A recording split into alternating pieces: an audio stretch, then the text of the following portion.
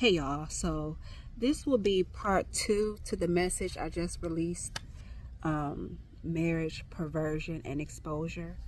And in this video, my good buddy has given me permission to tell his story. He thinks that this may help somebody out there. So, my friend, he has recently gotten engaged, and his story is a very interesting story. So he was married before.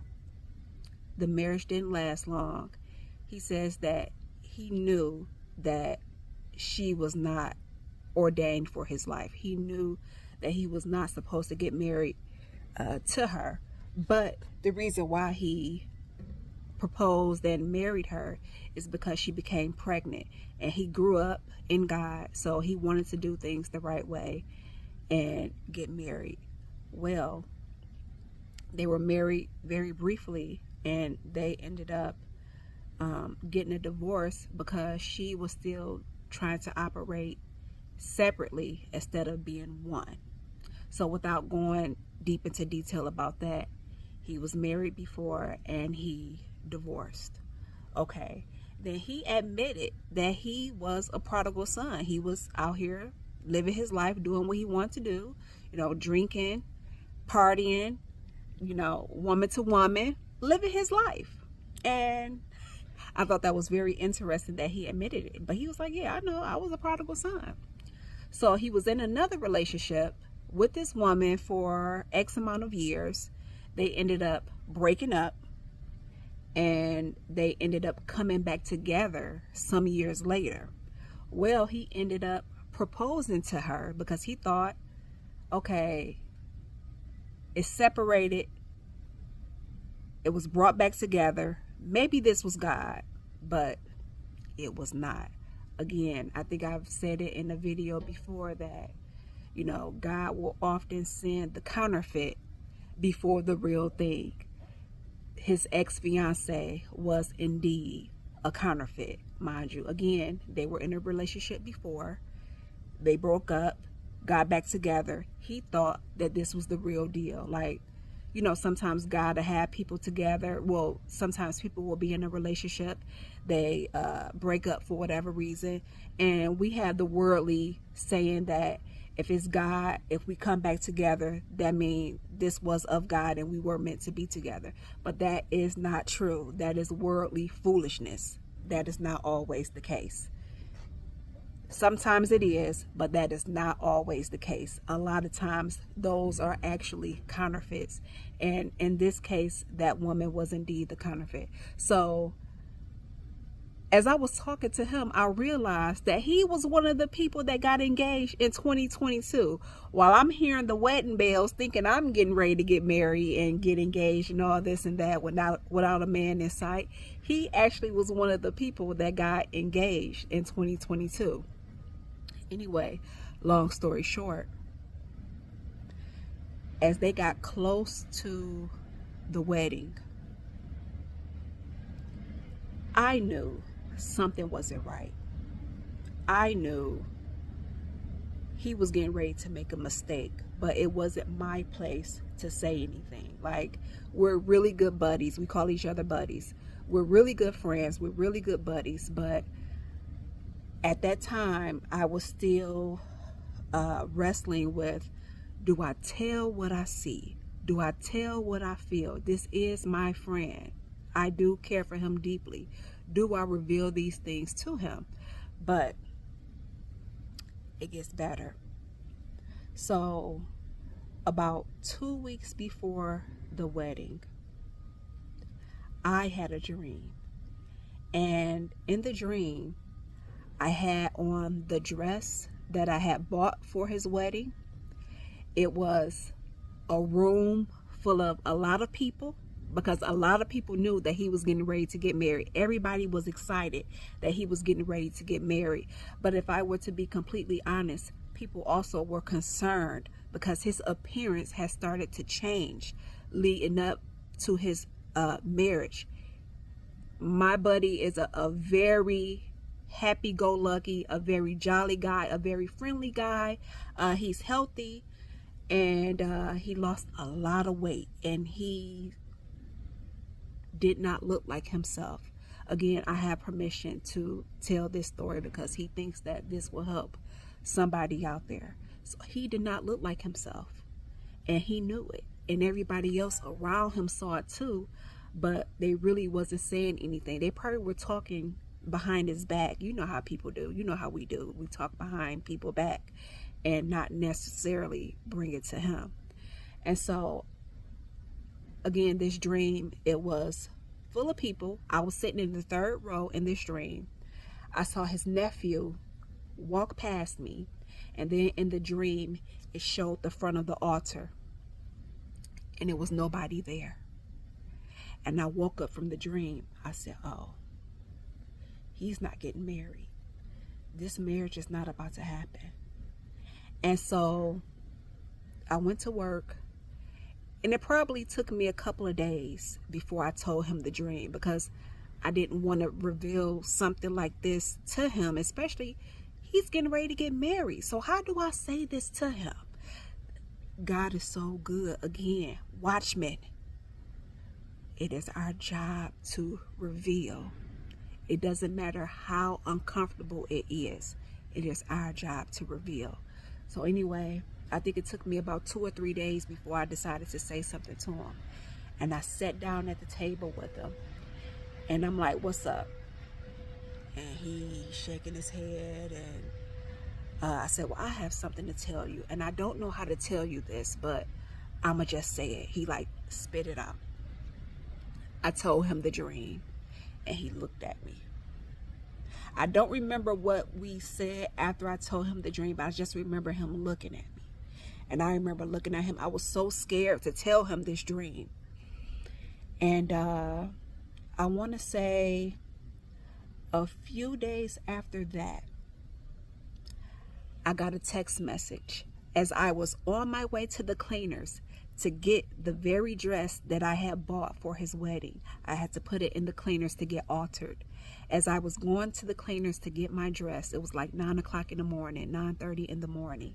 I got the text message from him saying the wedding has been canceled. Apparently, his fiance at the time was talking to his sister, and she started just running off at the mouth. Again, this is what exposure does. You get the running off at the mouth. You start uncovering yourself. You start telling on yourself openly, plainly, and you start revealing your real motives. She started talking to his sister, telling his sister all of the plans that she had, all of the things that she wanted him to do. This, things that he had no idea about. How did she feel so comfortable saying all this stuff to his sister? I guess she thought they were cool like that, but she was saying all this stuff to his sister, and his sister saw the red flags like, oh, wait a minute. Told him everything that she said.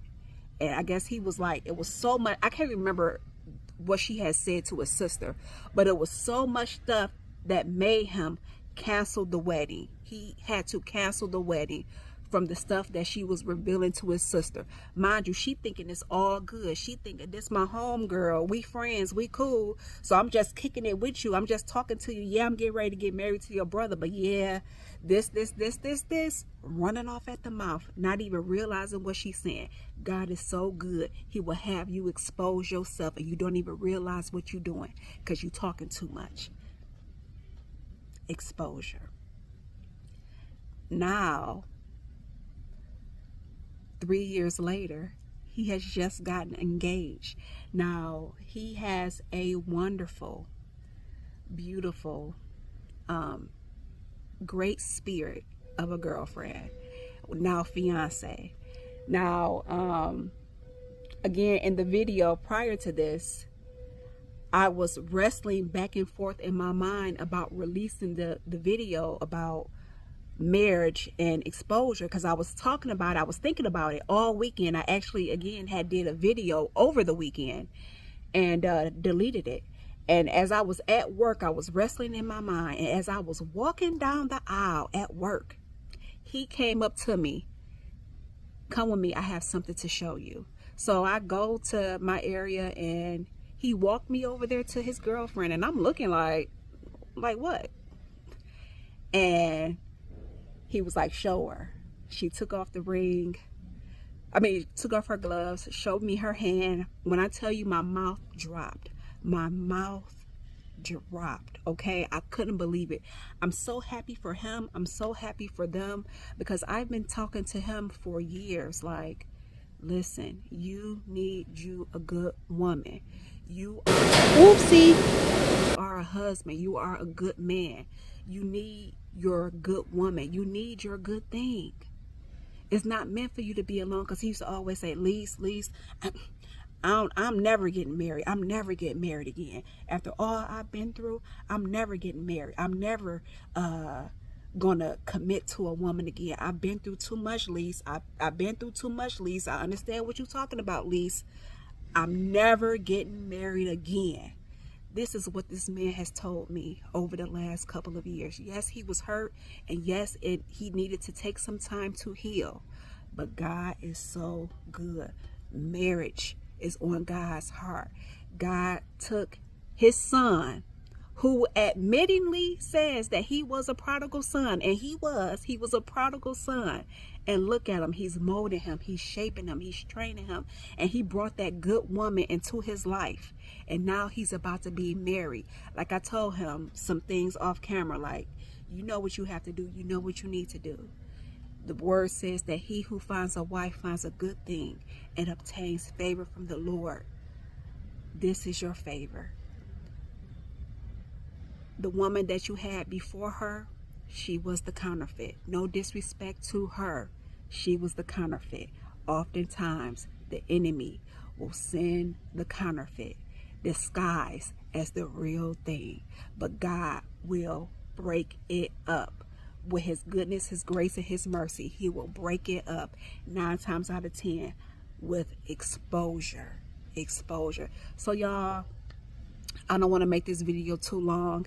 He gave me permission to tell his story. This is a brief summary of his story, which I thought was very powerful, and it just goes to show how God has marriage on his heart, and how he also will reveal things to us, to warn people, to tell people, and people will expose themselves. God is good. Men, get back in position. Men, become the head. Men, God needs you. Men, your wives and your future wives need you. Get in position. It is time. God is getting ready to do a great move on the land. It is time for us to be married. It is time for us to be joined with our spouses. It is time for us to complete and do the kingdom work that God has predestined us to do. We need you, men. We need you, men. I know a lot of men out here have been hurt. A lot of women have been hurt. But it's different for a man, because men normally keep it on the inside. Men don't display their hurt, or if they display their hurt, they display it in all the wrong ways. They display their hurt in all the wrong ways. Men, for whatever reason, run away from God instead of running to God. They feel like they've done so much that God don't even want to listen to them, that God don't want to help them. But that's farthest from the truth. God loves all of us. He loved you, men. He made you the head for a reason. It is time. God is moving.